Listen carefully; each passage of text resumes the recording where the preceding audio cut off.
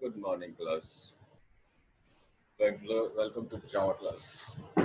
जो कल हम लोगों ने अपना क्लास देखा था वो था मेरा, हम लोगों ने क्या पढ़ा था कल हम लोगों ने पढ़ा था डेटा टाइप्स और वेरिएबल्स और ऑपरेटर। अपना ऑपरेटर तक कंप्लीट हो गया। हमने printf system dot out dot print function देख लिया, हाउ टू प्रिंट मैसेज हमने कंप्लीट कर लिया है। अब हमारे पास जो मुद्दा आता है वो मेरा जो नेक्स्ट है वो है आपका कंट्रोल फ्लो स्टेटमेंट। ठीक है, जब हमारा ऑपरेटर खत्म हो जाता है तो हमारा क्या होगा, कंट्रोल फ्लो स्टेटमेंट। तो अब हम लोग देखते हैं आगे कंट्रोल फ्लो स्टेटमेंट क्या होता है। तो चलते हैं आगे के क्लास में। Control flow statement, control flow statement को हम लोग फाइल में चलते हैं, न्यू करते हैं कंट्रोल फ्लो स्टेटमेंट। और किसी को भी कोई दिक्कत हो बच्चे तो क्वेश्चन भेजो। अभी तक कोई जावा का क्वेश्चन भेजे नहीं हो तो हमारा जो अगला चैप्टर है that is control flow statement. Control flow statement, control flow statements. पूरा पेज का साइज बदल दें और इसको जूम भी कर देते हैं तो अच्छा रहेगा। कंट्रोल फ्लो स्टेटमेंट्स क्या होता है? कंट्रोल फ्लो स्टेटमेंट हम लोग देखे हैं कि जावा का कोई भी जो हम प्रोग्राम बनाते हैं तो वो प्रोग्राम क्या होता है, नॉर्मली ऊपर से चालू होता है, नीचे तक सब कुछ प्रिंट करता है। जैसे कि अपना एक बार प्रोग्राम भी खोल लें, फाइल में चला, फाइल में किया ओपन, ओपन ओपन, इसके अंदर हमारे बहुत सारे प्रोग्राम्स बने हुए हैं। जैसे मैंने कल बनाया था test operator dot test test test operator dot Java को ले लेता हूँ। क्या हुआ था, यहाँ से हम लोग का क्लास प्रोग्राम जो है पढ़ना चालू करता है, कहाँ से, पब्लिक स्टैटिक वॉइड मेन से। उसके बाद यहाँ से नीचे का लाइन, उसके बाद नेक्स्ट लाइन, उसके बाद next line, next line, next line, next line, next line, next line, next line, next line, next line, next line, next line, next line, next line, next line. ये next next next line by line पढ़ता है। और उसके बाद कहाँ आके खत्म हो जाता है उस प्रोग्राम का फ्लो, जब आपका मेन फंक्शन क्लोज होता है तब। तो this is the normal flow of your program. जो क्या कहता है, ऊपर से चलो और नीचे तक चलो लाइन बाय लाइन। तो ये है नॉर्मल फ्लो ऑफ प्रोग्राम। जैसे कि किसी नदी की बात करते हैं हम लोग, तो नदी क्या है, जैसे गंगा गौमुख से निकलती है, नॉर्मली वो अपने रास्ते पर चलती हुई गंगा सागर तक पहुंच जाती है। लेकिन अगर अब हमको उसमें कहीं ब्रिज बनाने की जरूरत पड़ गई, तो अगर उसमें ब्रिज बनाने की मुझे जरूरत पड़ जाती है तो कहानी क्या आता है कि उसका अगर नॉर्मल फ्लो रहेगा, डैम बनाने की जरूरत पड़ जाए, अगर उसका नॉर्मल फ्लो कंटिन्यू रहेगा तो हम वहां पे जो भी बोल्डर, बालू, सीमेंट जो भी डालेंगे वो तो उसको बहा के लेके चला जाएगा। तो उस केस में क्या होता है कि हमको उसके फ्लो को वहां रोकना होता है, उसके फ्लो को वहां पे क्या करना होता है, रोकना होता है। तो इसी तरह से अगर अब हमारे प्रोग्राम में जो है क्या है कि अगर हमको करना हो कि किसी हिस्से को प्रिंट करना है, किसी हिस्से को प्रिंट नहीं करना है। जैसे कि हमारा आप लोग को याद ही होगा कि चेक करो नंबर जो है ऑड इवन है या नहीं है ना, चेक करो नंबर है अगर हम तुमको दिए तो अब बताओ ये ऑड है या इवन है। तो दो बातें हैं, या तो ऑड है या तो इवन है। नॉर्मली अगर करोगे तो लाइन बाय लाइन प्रिंट कर देगा, वो ऑड भी मैसेज देगा और प्रिंट भी क्या करेगा, इवन भी मैसेज देगा। तो कहानी है उसको कंट्रोल करना है, जो फ्लो को, मतलब किसी कोड को पढ़ो और किसी कोड को स्किप करो। तो जो नॉर्मल फ्लो है उसके हिसाब से नहीं चला करके हम अपने प्रोग्राम को अपने हिसाब से फ्लो करेंगे, फ्लो को कंट्रोल करेंगे। तो what is control flow statement? Control flow statement क्या होता है? These statements are used to control the normal flow of program execution. ये जो नॉर्मल फ्लो है प्रोग्राम एग्जीक्यूशन का, उसको कंट्रोल करने के काम आता है। ठीक है, for this purpose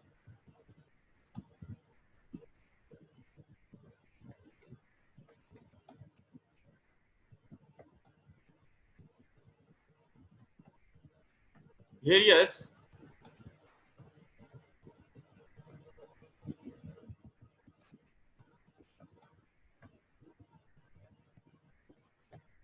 statements are used in Java. Like अगर हम बात करें तो हमारा पहला आता है इसमें, उसका नाम क्या है, conditional statement, conditional control flow statement.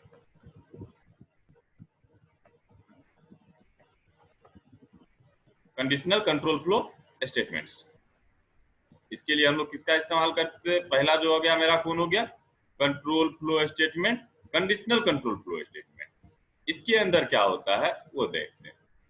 इसके अंदर जो होता है कंडीशनल कंट्रोल फ्लो स्टेटमेंट, इसके अंदर हमारे दो दिए गए हैं। कंडीशनल कंट्रोल फ्लो में आपका जो पहला है,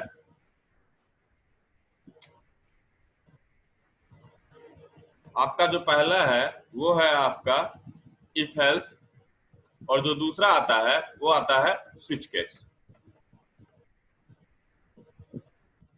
स्विच केस, पहला हो गया इफ एल्स और दूसरा हो गया स्विच केस। उसके बाद आता है आपका आइट्रेशन कंट्रोल स्टेटमेंट। कंडीशनल हो गया, अब iteration, iteration control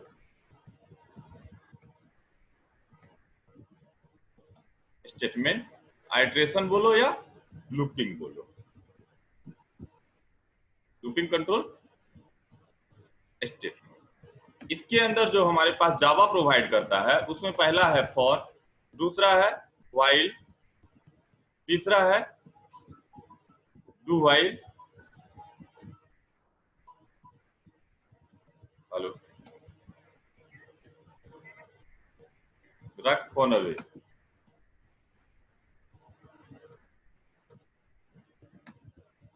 do while statement, और जो अपने पास एक होता है वो है आपका फॉर ईच स्टेटमेंट, फॉर ये देखो एक्चुअली हम जो है किसका इस्तेमाल कर रहे हैं, फॉर MS वर्ड का। तो ये जो है ना क्या करता है, अपने से थोड़ा सा बुद्धि लगा देता है। जैसे देख रहे हो फॉर को मैं छोटा लिखता हूँ, F कैपिटल कर लेता है, तो ये अपना जो है MS वर्ड के हिसाब से काम करता है कि इंग्लिश का जो वर्डिंग हो रहा है वो सही कैसे लिखा जाए। तो आपको ये ध्यान देना है कि यहाँ पे जो भी चीज है वो कैपिटल नहीं होगा। For each, for EACH, for each look. तो ये है, फॉर इच से भी आप लोग अवगत हो, फॉर व्हाइल डू व्हाइल से तो कंप्लीटली अवगत हो आप लोग, ठीक है। जो लास्ट आता है आपका फॉर इच, आपने उसे डॉटेड में देखा तो था, लेकिन फिर भी उसको इस बार हम लोग फिर देख लेंगे कि क्या होता है। तो अपना आइट्रेशन और लूपिंग कंट्रोल स्टेटमेंट जो है उसमें ये सारी चीजें आ गई, ठीक है। आइट्रेशन आ गया और लूपिंग आ गया मेरा, ओके। अब कहानी क्या है, अगला देखते हैं। जो मेरा तीसरा टाइप का होता है वो होता है जंप स्टेटमेंट। Jump statement. अब जंप स्टेटमेंट में जो हमारा पहला आता है, जंप स्टेटमेंट जो मेरा पहला आएगा, जंप स्टेटमेंट में पहला जो आएगा वो क्या आएगा आपका, आपका आता है इसमें कंटिन्यू, दूसरा जो है ब्रेक, BREAK ब्रेक, अगला जो है RETURN रिटर्न, ठीक है। कंटिन्यू हो गया, ब्रेक हो गया, रिटर्न हो गया। हम लोग C++ में क्या पढ़े थे, गो टू लेवल, वो भी एक जंप स्टेटमेंट था। लेकिन यहां पर जो है नहीं होता है। यहां पर क्या होता है, जंप स्टेटमेंट में आपको गो टू लेवल नहीं है। गो टू लेवल जो है जावा के द्वारा रिजर्व किया गया कीवर्ड है, लेकिन ये गो टू लेवल को सपोर्ट नहीं करता है। Just remember it, okay. Reserve keyword में है इसलिए आप गो टू लेवल का इस्तेमाल नहीं कर सकते हैं, लेकिन अभी तक गो टू लेवल का इंप्लीमेंटेशन जावा में नहीं किया गया है, ठीक है।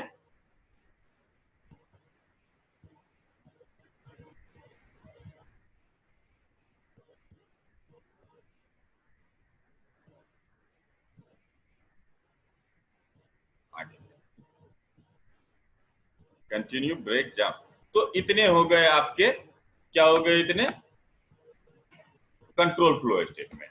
अब कंट्रोल फ्लो स्टेटमेंट में हम लोग सबसे पहला देख लेते हैं किसको, जो हमारा स्टार्टिंग चैप्टर है वो है आपका कंडीशनल कंट्रोल फ्लो स्टेटमेंट। कौन सा है, conditional control flow statement.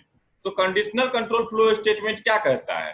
Conditional control flow statement, conditional control flow statement ये आपको क्या कहता है? कंडीशनल कंट्रोल फ्लो स्टेटमेंट्स ये क्या कहता है? This type of statement, this type of statement, this type of statements is used for controlling the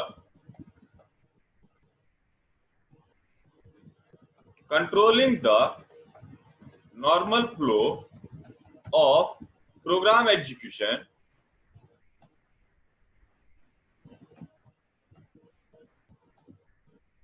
according to the condition. So it is called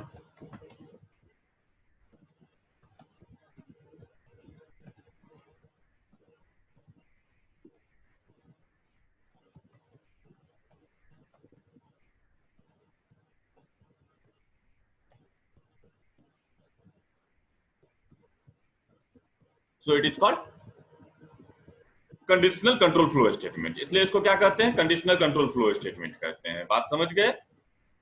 अब बात आती है कि इसमें जो है हमारे पास क्या सब था जो जावा में है, ट्रू टाइप का होता है। There are two types of conditional statement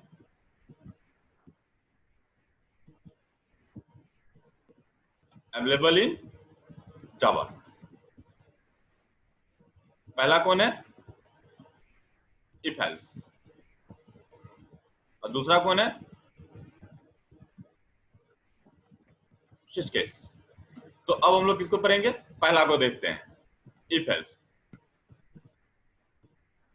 पहला जो है मेरा वो क्या है? If else. If else.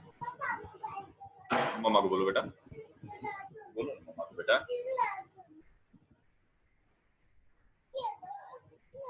एक मिनट बच्चे लोग। तो कहता क्या है?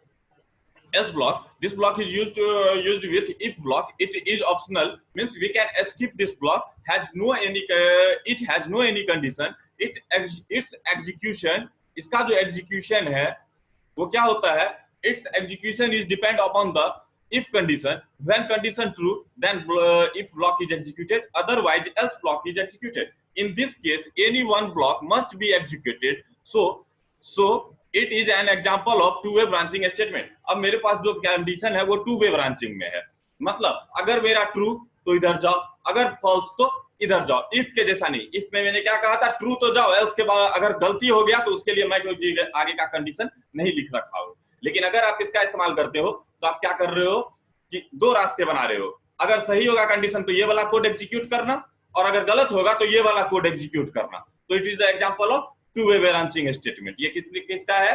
टू वे ब्रांचिंग का है। बात समझ गए? दूसरी बात, एक चीज रिमेंबर करके रखना कि एल्स अगर यूज होगा तो कभी भी तो जस्ट इफ के ब्लॉक के जस्ट नीचे, ऑलवेज एल्स ब्लॉक जब भी यूज होगा तो else block must be used, must be placed just after the if block। ये एकदम याद रखने की चीज है। if के बाद आपको जो देना होगा वो क्या देना होगा? तुरंत else देना होगा। बीच में अगर एक लाइन भी कोड लिख दिया तो फिर ये आपको एरर देगा। बात समझ गए? अगला कहानी देखते हैं। जो अगला कहानी है आफ्टर द if block, इसका जो अगला कहानी कहता है वो कहता है only one if, only one else used with a if bloc के ब्लॉक। एक if ब्लॉक के साथ जो यूज होगा वो सिर्फ और सिर्फ एक ही else ब्लॉक यूज हो सकता है। अगला है तुम्हारा कहानी, वो है else if का। सबको एक साथ लिख लेते हैं, उसके बाद एक ही बार में कोड कर लेंगे। तो ELSE else that if else if क्या कहानी कहता है इसका? else if पहले उसका जो है सिंटैक्स लिख देते हैं। कंट्रोल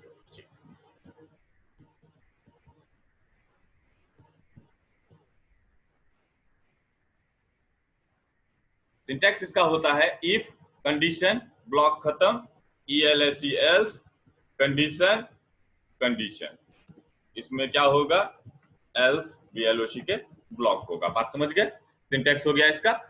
इफ में कंडीशन लेता है, एल्स में कोई कंडीशन नहीं होता है। बच्चे लोग इसको हम भी सही करेंगे क्योंकि एमएस वर्ड में यूज कर रहे हैं इसलिए ये सब जो है कैपिटल हो जा रहा है। ठीक है, ये छोटा होगा एक्चुअली एल्स। अब कहता है अगला एल्स इफ, तो कहता है else if this block always used with A if block. ठीक है, this block always used with if block, it has on condition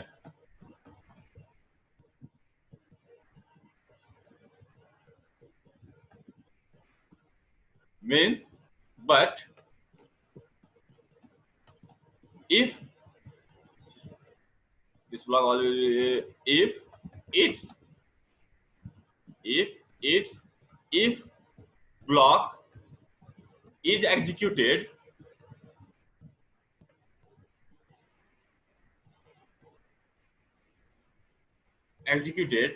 but if block is executed then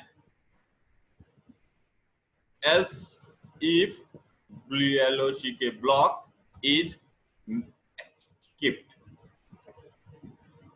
ठीक है,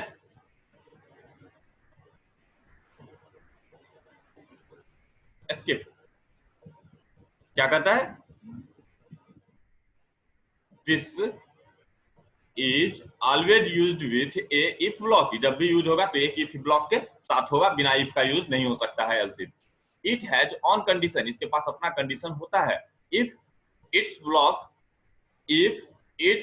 ब्लॉक अगर इसका जो इफ ब्लॉक है जिसके साथ ये यूज हुआ है is executed then else if block is skip.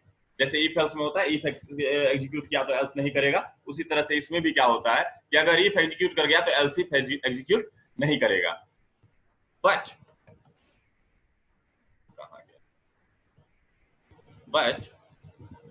when if block is false then its check condition it's check then it check। देखो 40 मिनट तो बीत गया, चलो 5 मिनट और बचा हुआ है इसमें, पहले 5 मिनट खत्म करते हैं फिर जुड़ेंगे। It's false then it check its on condition and if it is true then executes its block, otherwise control is transferred to just after the else if block।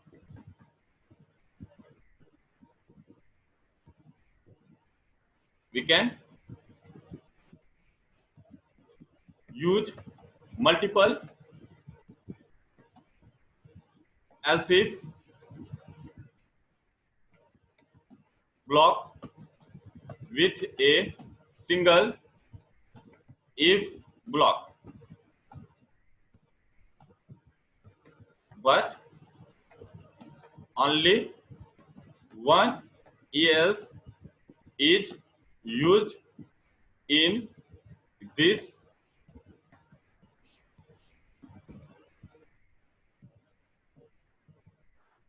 statements। Okay, but only one else is used with this statement. जो else होगा एक ही होगा, जो if होगा एक ही होगा, लेकिन else if हम क्या कर सकते हैं, बहुत सारा लगा सकते हैं। ओके, इसका यूज क्यों होता है? It is use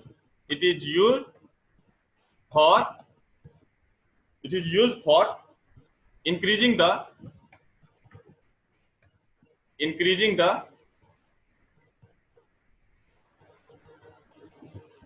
increasing the speed of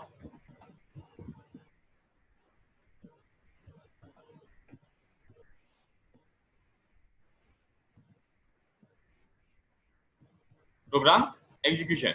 ये क्या करता है, प्रोग्राम एग्जीक्यूशन के स्पीड को बढ़ाने के लिए इसका इस्तेमाल होता है। बात समझ गए? अब इसका हम लोग सिंटैक्स देख लेते हैं। ये जो है एग्जांपल है मल्टीवे ब्रांचिंग का।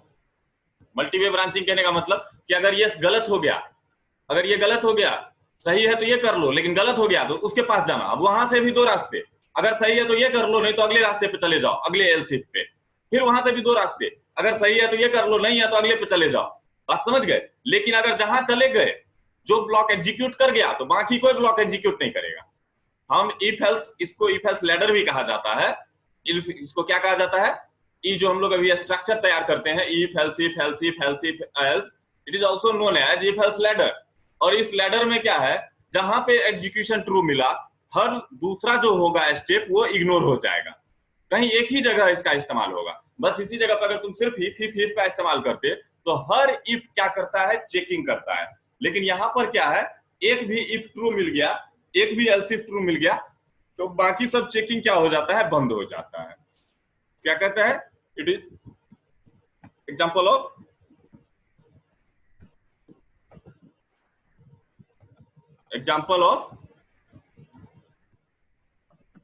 Multiway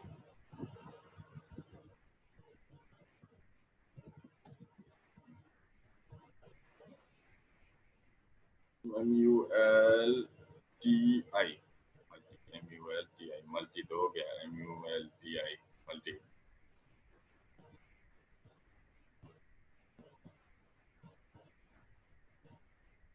multiway branching statement, it is example of multiway branching statement. It is also known as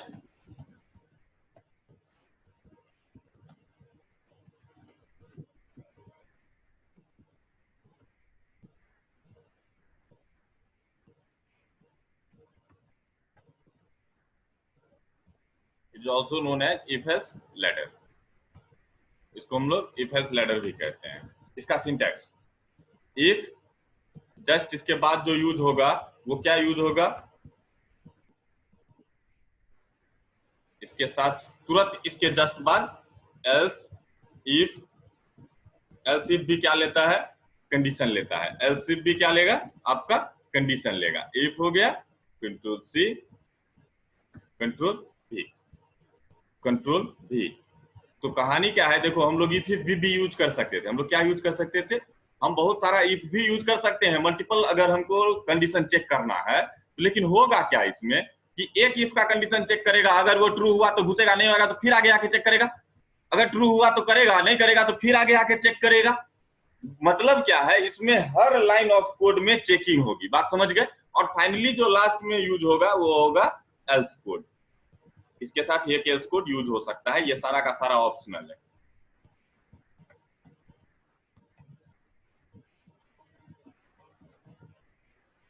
यहाँ पर जो है ये क्या है, एल्स इफ।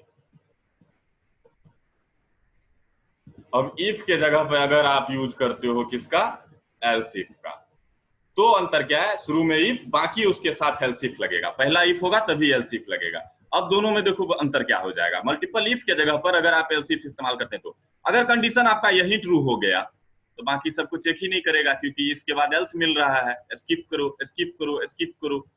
एक इफ एग्जीक्यूट कर गया तो कोई एल्स ब्लॉक एग्जीक्यूट नहीं करेगा, चाहे वो एल्स हो या एल्स इफ हो। लेकिन अगर ये चेकिंग फॉल्स निकला तो इसको चेक करेगा। फिर वही कहानी, अगर ये ट्रू हो गया तो इसको एग्जीक्यूट कर देगा, और अगर एग्जीक्यूट कर दिया तो ई अपने इफ के एल्स के हिसाब से काम करेगा कि इफ अगर एग्जीक्यूट कर गया है तो सर एल्स एग्जीक्यूट ही नहीं करेगा, जब ये एल्स एग्जीक्यूट नहीं करेगा तो बाकी सबका कहां से सवाल आया। तो ये क्या करता है, प्रोग्राम एग्जीक्यूशन के स्पीड को क्या कर देता है, थोड़ा सा इंक्रीज कर देता है।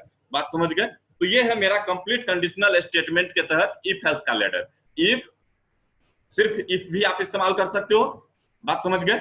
Only if, you can use only if. हम आपको क्या कर सकते हैं, सिर्फ और सिर्फ इफ का इस्तेमाल कर सकते हैं, बात समझ गए?